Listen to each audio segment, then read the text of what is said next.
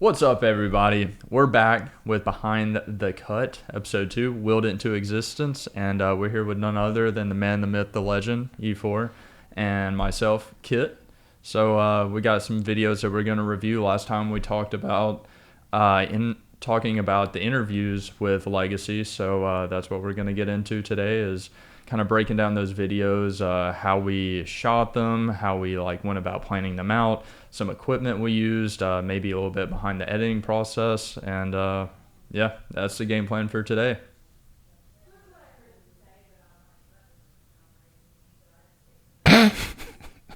Just gonna leave me hanging? I don't know what else to say on the intro besides that. That's okay. Okay.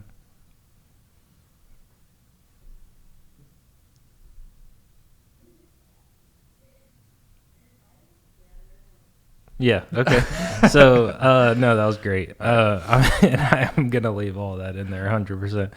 But, yeah, so like Kit said, we're back with episode 2 of Behind the Cut. Very excited for the second episode. As Kit mentioned, we are going to be reviewing the interviews that we put together for Legacy Credit Union. We mentioned it last episode. I was very excited to showcase the storytelling side of the things that we do. You guys got to see the promotional fun feel that we got to provide to Legacy Credit Union with Trent Dilfer. And this episode, we're going to jump into the employees. We're going to jump into a group testimonial video, which is something you rarely see. Normally, it's just one person on camera. But we're going to jump into a group testimonial video. But before we do that, I got some questions from the audience out there, the viewers, and a lot of them were curious. I mean, I showed DaVinci Resolve in the last episode and kind of previewed that. So, I mean, I know the answer, but what do you think is better? DaVinci or Adobe or Final Cut, honestly.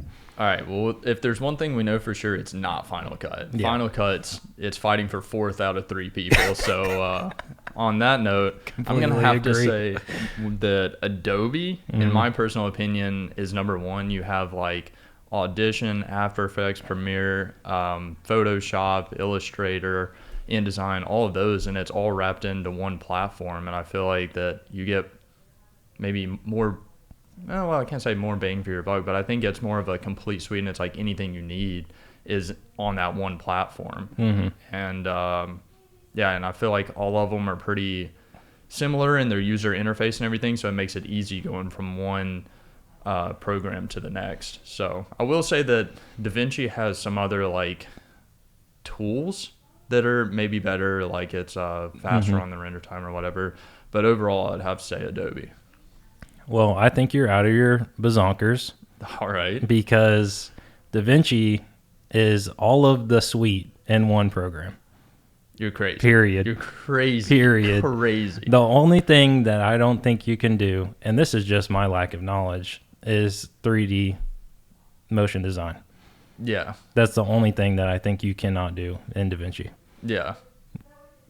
I don't know, man. And then everything that you just mentioned, Audition, which is, for the people that don't know, audio editing, video with Premiere, After Effects, there's all of those things is in one program. You don't have the complexity of Photoshop or InDesign or Audition or any of those. I'm not talking pictures. Okay, you're talking about because I'm a moving picture kind of guy. All right, okay, buddy. What about, even for this, the podcast, Adobe's got that. They've got the Adobe podcast. You just plug it in and it's one slider. Nope.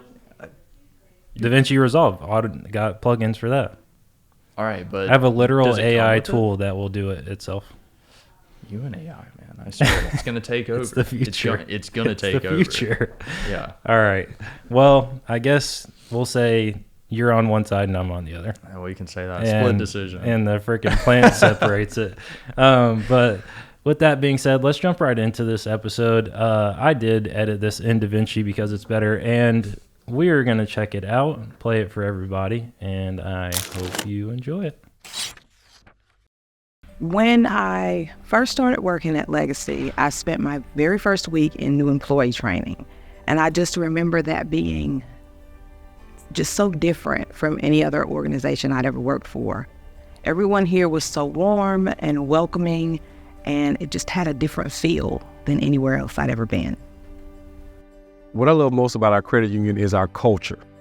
We have 4 core values: excellence, education, empowerment, and energy that I try to bring every day. I love that Legacy really invests in its employees and cares for its members. So I feel like that's very important when you find somewhere to work, that you can have that work-life balance and that you can contribute and feel like you're fulfilled in what you do and that it's meaningful, but that you're not taking away from your life and the things that are important to you.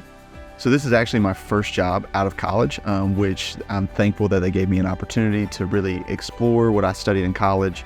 It's been a lot of fun, and I've met a lot of great people, whether it's in my department or in our branches or senior management, and it feels like everyone cares about you. A lot of people have told me like Legacy is a place where you're going to feel valued. So it's been really special to be a part of that, but I think that's one thing that Legacy makes me feel. Yeah. I'm extremely proud to be here at Legacy. The people, the culture, the support is amazing, and I honestly can't say that I would get this sort of experience anywhere else.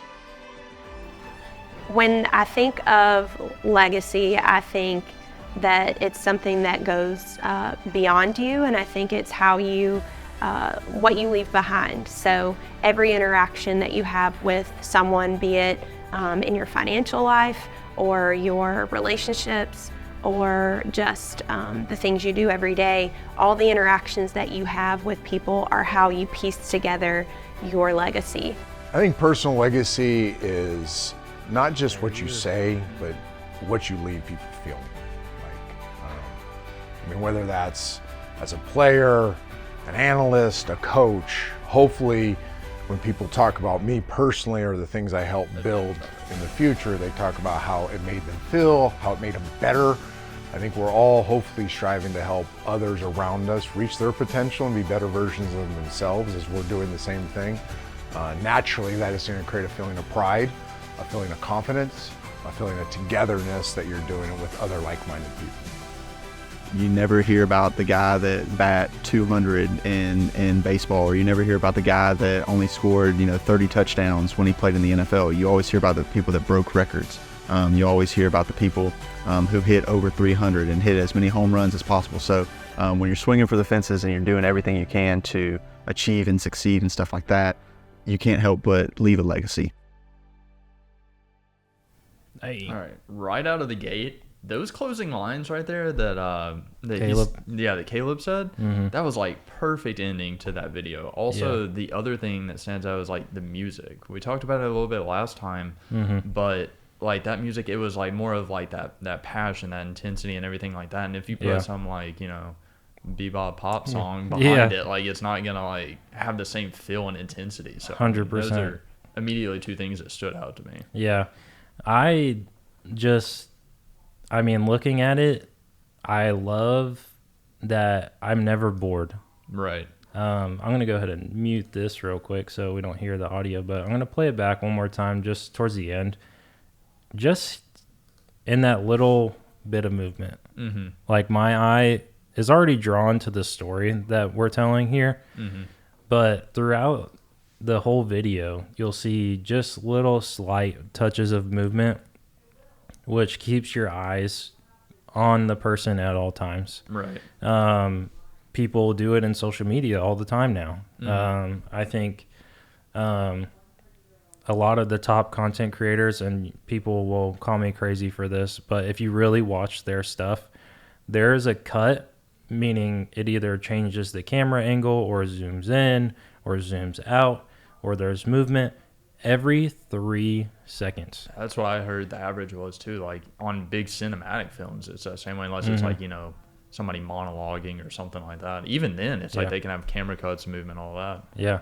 So that's the biggest thing that I think with this is like, when I was putting this together, I knew that it was going to be longer. I knew that music was going to be like the heartbeat of this video, because every single person had something great to say about where they worked, which one is just a beautiful thing in general. The fact that they love Legacy this much to talk this well about the place that they work is like few and far between. A lot of our credit unions have it, because I think that the credit union industry has this family bond with a lot of the way they operate and stuff like that. Within not only like their culture, like Emmett was talking about, but like just in general, like their whole like togetherness. They're all moving towards one goal, which is helping their members, which is just to have everybody on the same page. It obviously shows. Right. Like you can see it and hear it in what they're saying. But like I said, it's a longer interview, so I wanted to keep people engaged throughout the entire thing. And shout out to you on the lower third animations that came in. Yeah. We did a custom, those are 3D logos that we got from the credit union. The logo, 2D. Kit made them 3D and then put the movement on them, and then had the name slide out. It's very clean. But again, just draws your eye back to the video. You're like, ooh, what's that? And you look down, see who it is, and then you're like, oh, okay, that's who's talking so great about where they work there. And that just pushes that branding one more step of the way, which you'll see throughout. I tried to mix in B-roll of like that there. Right. Always showing the logo in some way in multiple shots, or showing colors in some way in multiple shots, and really just anything to add to the story that they were telling. And it's such a like passionate story that I remember sending it for review the first time. I sent it to you, and you're like, gosh, this makes me want to run through a wall. I know, and it's like, I agree with you, just because it is so inspirational. And like that was the whole point of making this. Like their original concept was like, hey, what if we take all of the employee testimonials, because it started out as, oh, this is Emmett's testimonial and why they're so great. Oh, this is Leia's testimonial and why they're so great. And they're like, why don't we put them all together and make one edit? I think that was a good plan. And it's like, it goes back to what we were kind of talking about in the first episode. It's like the passion that you see in credit unions. You know, it's like, I feel like you really get that passion in people that actually care in credit unions as well. And just like, I feel like all aspects of this project were like hitting on all cylinders. And I love the end result for all of the pieces that we made. Yeah, 100%. And again, we mentioned it while the video was playing, but Trent Dilfer back for a little sentimental piece on his take on Legacy. And such a great speaker.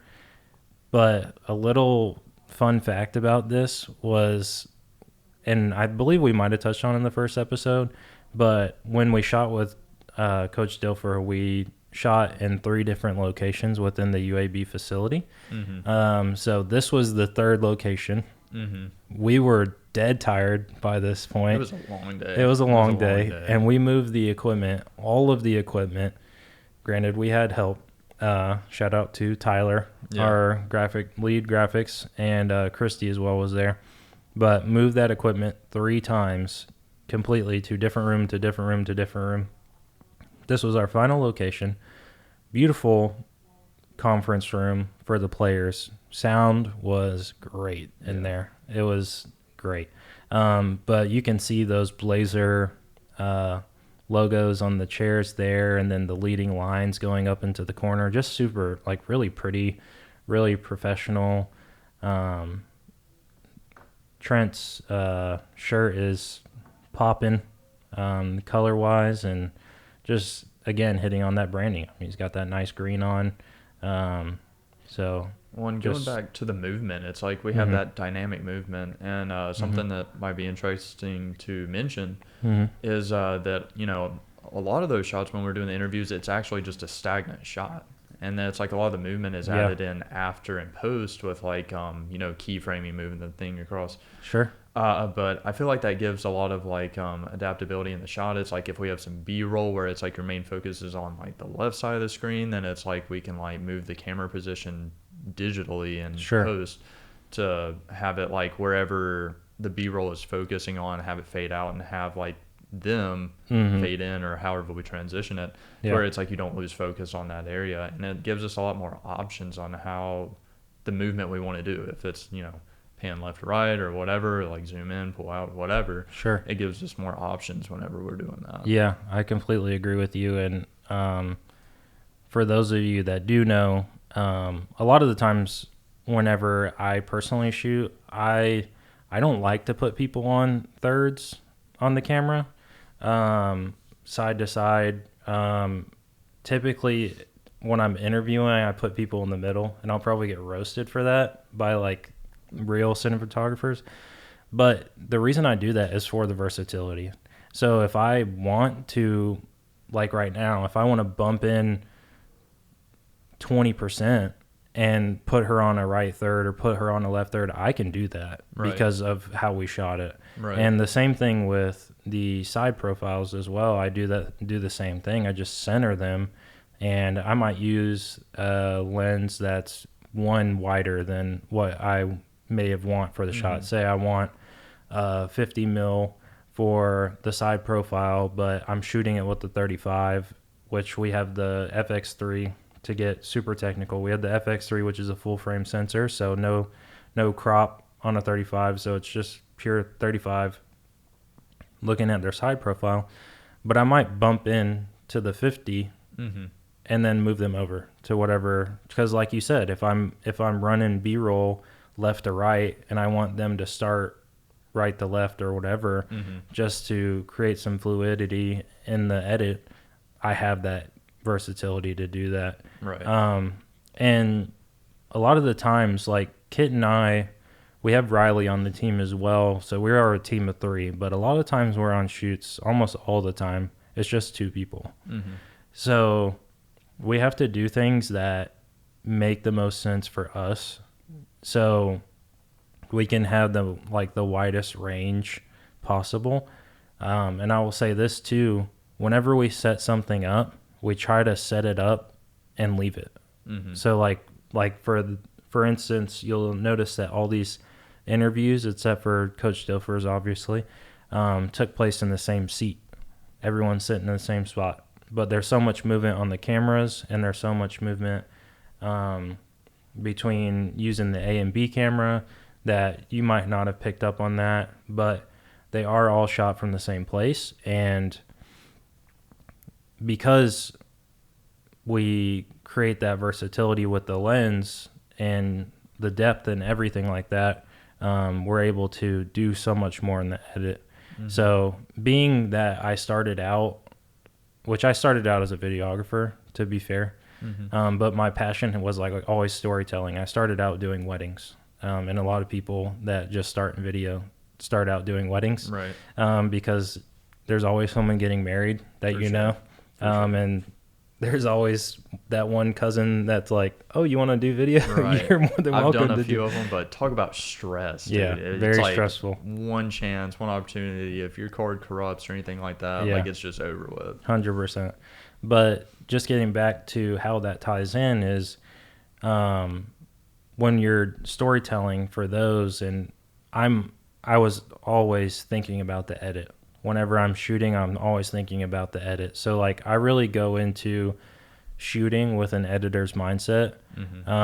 Whereas if you're a cinematographer or a director, you might just think about the shot. I just want to get the shot, and the editor will do it or make my vision come to life. Whereas like I am the editor, so I need to make my own vision come to life. Right.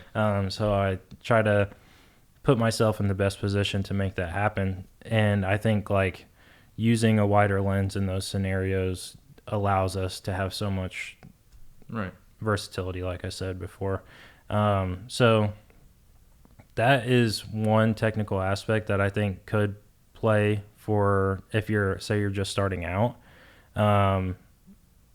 Just go wider.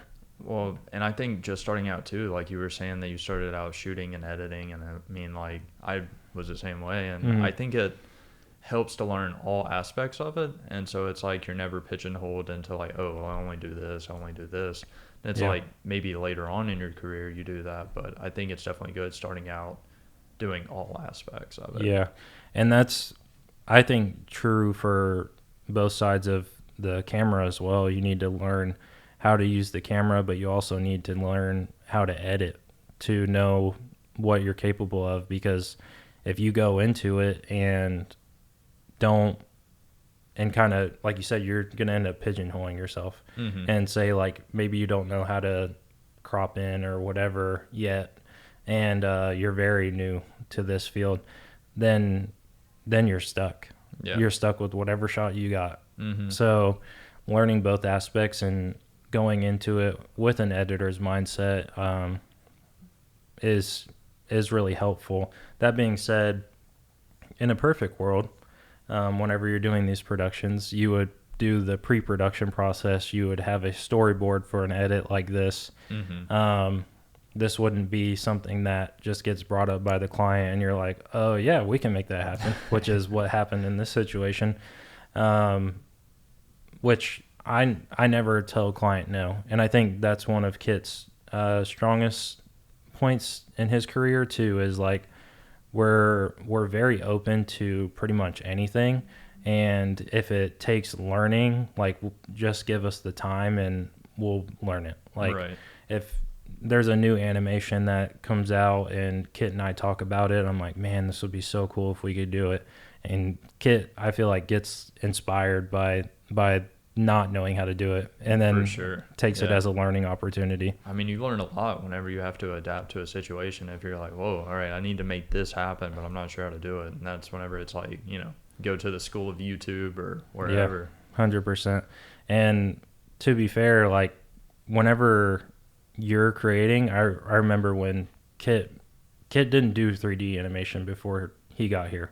And to be even more in depth with that, it's been what, a year and a half, 2 years? 2 years? Probably a year and a half, 2 years, somewhere in there. So since he started, and go on our YouTube channel, go on our LinkedIn, like you'll see the stuff that this dude's making. It's like, not to glaze you too much, as the kids would say, but the stuff is incredible.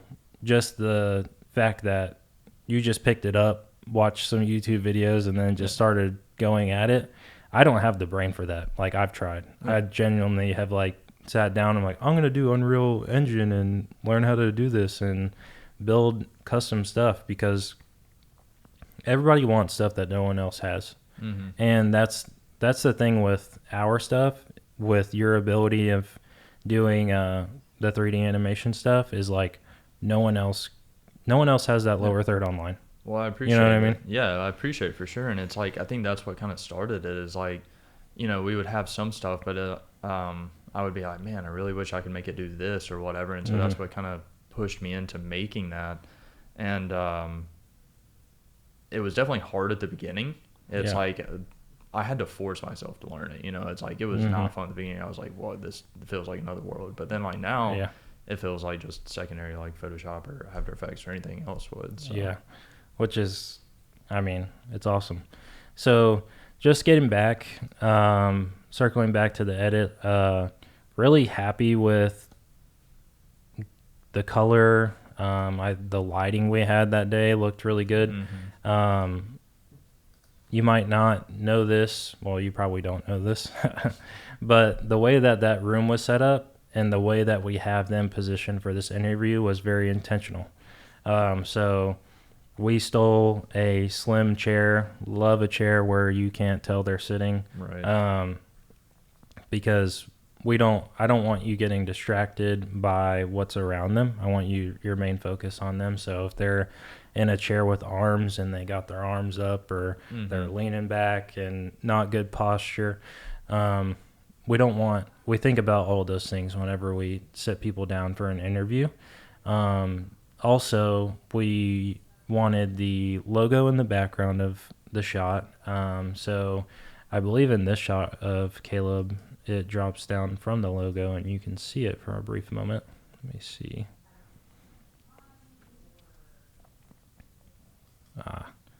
Just past it.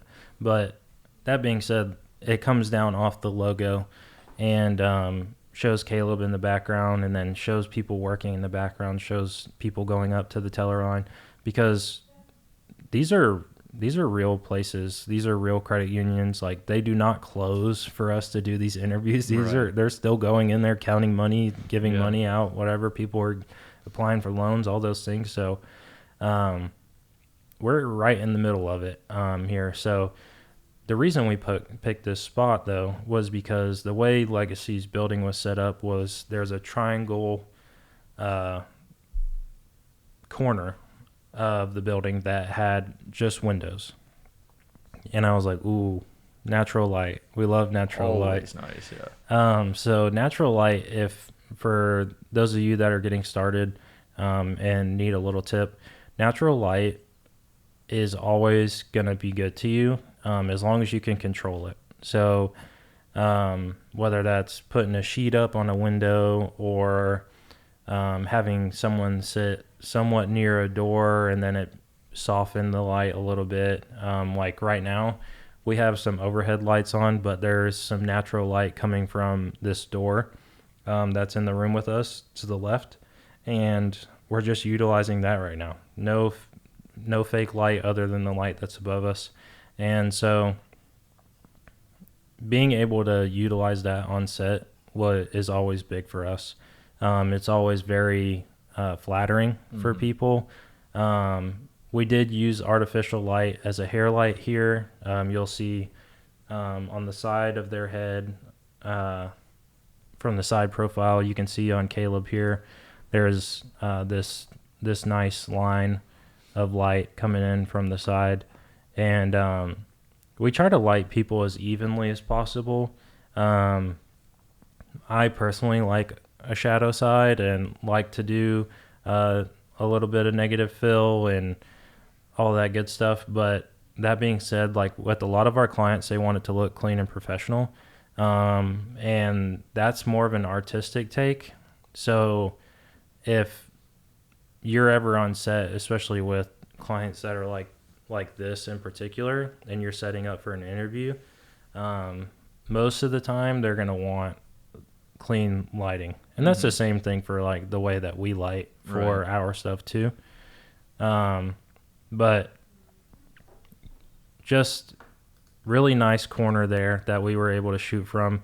It's funny because I wish there was a picture of us, but we were kind of cramped back there with both the cameras and the lights and everything pointed at the subject. So, but that's just what we do. Yeah. Like I will put myself in an uncomfortable position 10 times out of 10 just to get the shot. Yeah. Well, and going back to the lighting situation, it's like for the people out there that don't have lighting setups or anything like that, they can utilize natural light, like a big window like that, and you can actually find anything like white cardboard or really any kind of reflective white big piece of paper, whatever, and put that on the other side of them to bounce light back into the dark side, so it's more of even lighting too. So 100% good tip there.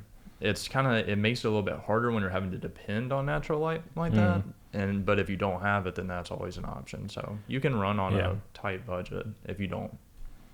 Yeah.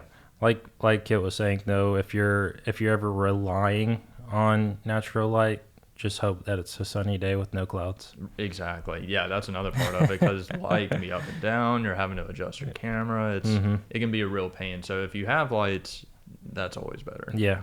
Controlled light's always the best light. I mean, natural light is great, but like if you can fully darken a room to go the complete opposite route, if you can completely darken a room, cover up your windows with dark sheets or room darkening curtains, like a lot of people have it in their home. If you go that route, then you can really start to shape light, and you can bring more light in, take light away where you want. There's a lot of benefits to it. That being said, just like I touched on earlier, natural light just so soft, and that's really something that a lot of people try to accomplish with fake lights, is how soft can you make it on someone's skin, because you don't want to alter how they look, you just want to enhance it. Right. And that's really our goal with all of our interviews, is just make people look their best, because even when I watch stuff back that I'm in now, because apparently I'm the new guy to get on video, but like even stuff that I watch back now that has me in it, I'm like, okay, yeah, I look pretty good. Like I can at least acknowledge that I don't look bad, and I like the lighting and I never would think about that. But because I'm never in the interviewer's seat, but I want to make people look their best. That way, if they see this on Facebook or they see it on Instagram or YouTube or whatever, that they're like, oh, I look pretty good. Like, that came out nice or whatever, So, I mean, just overall, I thoroughly enjoyed putting this edit together. Again, I did it in DaVinci because it's better than any Adobe product ever made. Whatever you say, buddy. Whatever you say. But just another small thing to touch on, and this goes back to the first episode too. I'm colorblind, so we talked about that, and I'm not going to talk about it too much more. But you'll notice that all these shots match, like color temperature and stuff like that. So that goes back to the help that I get from my team, which includes Kit, and so. Very grateful for them and how they helped me, but all the shots match. So that's something that when you're doing groups or even solo testimonials or interviews, or say you're doing a video of yourself and then you want to add B-roll to it, if you want to take it up like one step further from just dropping B-roll on it, color grade the B-roll to match your original footage. Well, there's also that tool in DaVinci. I will say that the shot match. The shot match, that's pretty nice. If you want to talk about that, or I can talk about it. Sure, go ahead. All right. Well, in DaVinci, I will say, even though I'm an Adobe person, there is one shot match tool, and basically you can take a frame of another clip that you have, picture, whatever it is. You can actually pull it from like a big cinematic piece and take that image and shot match it to what you're trying to color grade, and it'll put a grade on it that matches your source image. So I will say it may not get it there 100% immediately, but it'll at least get you close to where it's like, you can tweak it and do what you need to do to get it where you want it. 100%. And that being said, Kit obviously touched on it. So whenever we go back and process this edit and put everything out, we'll make sure to make a clip of what you're just talking about and kind of show an example of that within the DaVinci platform so people can visualize it as well and make it like somewhat of a short how-to video. Because it is very simple. It's just right-clicking on the frame that you want to match and then dropping the opacity on what you're working on. So it is really nice to do that. You can also append the grade. So that's something that I tend to do a lot, like you'll see throughout the interviews. Like I said, they all look the same. So the easiest way to do that in DaVinci is do one color grade on your person, and you're like, ooh, this is solid. And then you can literally go to your next footage, because we shoot in log footage. Sony Cinema Gamut and all the technical terms, Sony log footage, so S-Log. Gosh, I don't know why that was spacing on me. But we shoot on S-Log because we shoot with Sony cameras. And I can take the log footage, and then since I've color graded the one clip already, I can literally right-click append grade, and it will pull all the color grading stuff that I did for that one shot onto the next one. And that's the easiest way to get all of that person to match the same, and then you can slap that on another person. And it might not be perfect because you'll see that we have some diversity within this video, and sometimes the color temperatures may be off, so you'll need to play with that. Make sure that the skin tones are looking right. But it will get you like 85, 90% there all the time. So I don't think Premiere has something like that. I mean, they do, but it's not great. Yeah. I will say After Effects, I do like it whenever you add like an adjustment layer. So it's like you put all your color grading on that one bar if you want it, and then like everything underneath it is like color graded to that, which sometimes you have to like, I guess, maneuver some clips. Like if you have a stinger, that's usually what I don't want color graded. So I have to put it above that bar, but I just have to make sure it's above that. So I will say that I like that. It's good for like mass color grading if it's the whole timeline. Yeah, that's a very good point. I think that's kind of another thing that I like about After Effects is it's basically broken down all the way, and nothing is like rendered where you have to go back and change it here. You can change everything in that one timeline. Yeah, 100%. I do agree with that.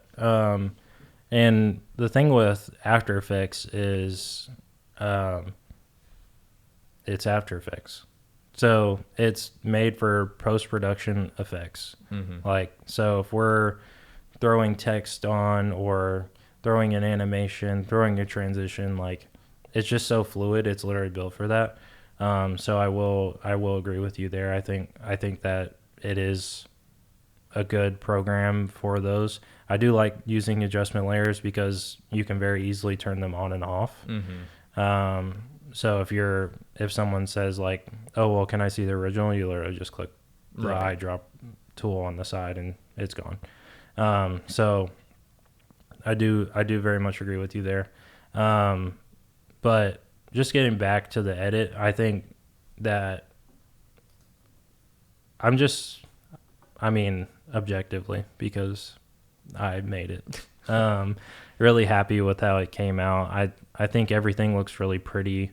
Everyone looks happy, which is what I really wanted with the messaging, and just overall tried to sell the story of them loving where they work. And I think that it really does accomplish that. You have fun stuff like this that's in there. Getting to shoot drone footage inside of the Legacy Arena, very unique opportunity.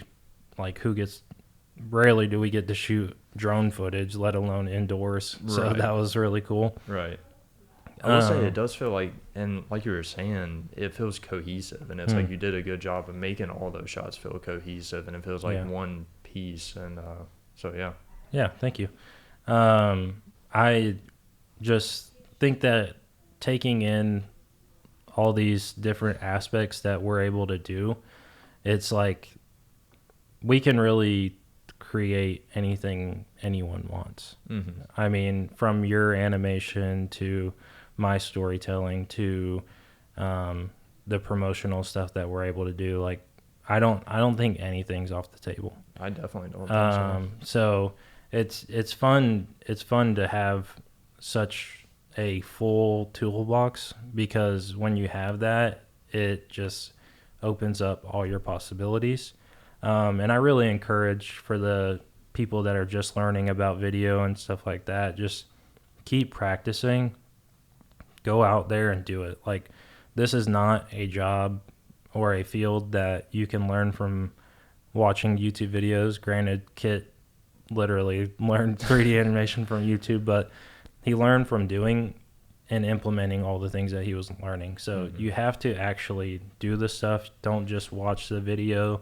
Don't just watch your favorite YouTuber. Try to recreate what the video looked like. If you see a Mr. Beast, which is kind of controversial right now, but if you see a Mr. Beast video or you see a FaZe Clan video, shout out to the COD kids out there, like, try and recreate the video.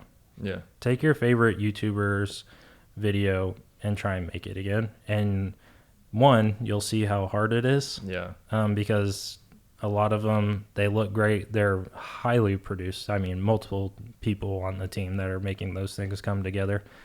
And also, they take a lot of technical expertise. especially in the editing room. Yeah. Those guys spend a lot of time editing their videos as well as shooting them. So I urge you to get out there and just practice, because it will only make you better. Well, and it's a whole different thing whenever you're watching them do it on YouTube. And it's like, even for me, I still do this. I'm watching, I'm like, okay, all right, that's what you do. And then I get into the program and do it. And I'm like, wait, what do they do again? And so I have to go back and I'm like, oh, okay, all right. So it goes back to like, you know, practicing just that one muscle memory, like of like the hotkeys or whatever. Yeah. But then like doing it puts you in the aspect of like, oh, I actually have to remember this actually step for step. So sure. Yeah. And that, I mean, even the people that are doing like TikToks and stuff like that now, I know that seems like, oh, it's short form content, so it's not that big a deal. But then you watch some of the CapCut, which for any of you like TikTok creators or just like phone creators really in general, you'll probably use CapCut at some point in your life, because it's just a very fluid tool for your phone, for phone editing. And I'll see like some of the car montages where they're going back and forth and mixing it to Kendrick's new song, and it's like seeing the CapCut tutorial on how to do it is like, oh, okay, yeah, that makes sense. And then you go to like do it yourself and you're like, dang, this is tough. And I think that a lot of people don't realize how much time does go into it, and it's like how much knowledge it does require. It's like they see it, and a lot of people, you know, people that edit and then be like, whoa, they spent a lot of time on this. But then it's like, if you're just watching it, you're like, oh, that was cool. And then it's like on to the next thing. And so sometimes it feels like it doesn't get the acknowledgement. Resonate with the people. Yeah. I mean, but to be fair, if someone even likes your video now on social media, like you're doing something right. Yeah. Because I feel like 99%, we just did a video today and it was like 86% of people on social media are watching social media videos in particular, and which is crazy, but it makes sense. I mean, anytime I'm on my phone, I'm watching shorts, I'm watching Instagram reels or whatever. Right. And it's like, if I like your video, I had to like really like your video. Like I watch it probably more than once, or if not, I'm just scrolling. Yeah. Which is the black hole that everyone gets caught in, I think. Sometimes I'll be on a day where I'm just throwing out likes left and right, you really? know, but yeah. But I think what makes it hard, like to your point, is like it's so saturated. Like even somebody taking the time to watch it, because I mean sometimes like the average view on a video is like 2-3 seconds. Yeah. So to actually get somebody's attention and then actively like it, it is pretty hard because it is so saturated out there. 100%. So since the market's so saturated, we will continue to make videos, hopefully that people enjoy, and especially like these, the Behind the Cut series, and just I want to take it to the opposite spectrum. I think you're either short form or long form content at this point in time with the media. So like, I think long form is just the way for me. I enjoy short form. Like I said, I'll scroll all day long, but if I really want to like enjoy a video, it's like a good video or a Joe Rogan podcast or something like that. Like I'm sitting down to watch a video for like an hour, and it'll be the same video, which for it to keep my attention for that long, like I said, you're bouncing around in the edit, you're putting funny moments in there, big text animations and all that stuff. But that's just where I land. I think that there's a big market for longer form content because so many people are like, ooh, I got to get on the TikTok trend and make something short that people can digest. And it's like, to one point, I do agree with that, but take a shot at making something longer and see if it sticks. And that's what we're doing here. So with that being said, if you guys like this video, feel free to drop a like, subscribe to our YouTube channel, because that's where these long form videos will live. I'm sure we're going to have clips that go out on Instagram and TikTok, maybe LinkedIn for sure, because that's one of our biggest social platforms for Omni Commander. But like I said, if you like this content, please leave a like on the video, and hopefully we can bring you another episode coming soon. Well, and let us know what you want to see. You know, if there's something specifically that you want to know from us or whatever, to let us know. 100%.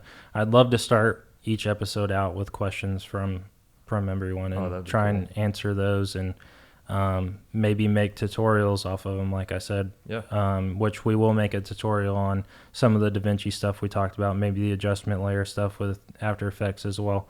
So you guys can actually visualize that without just hearing it. Yeah, just want to help everyone get better and do it all together. Right. Cool. Keeping that community. That's right. All right, guys. All right. Have a good one. See ya.